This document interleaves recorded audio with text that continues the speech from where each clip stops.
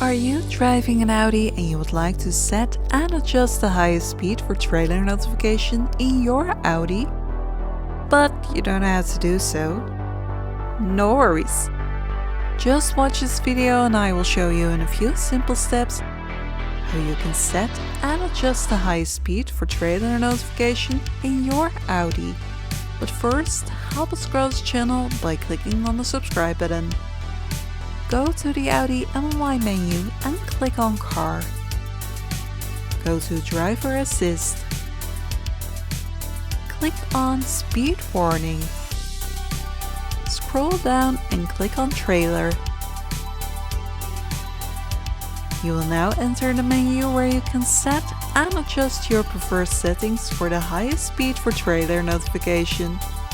Thank you for watching this video and don't forget to click on the subscribe button to see more VAG Car Tutorials.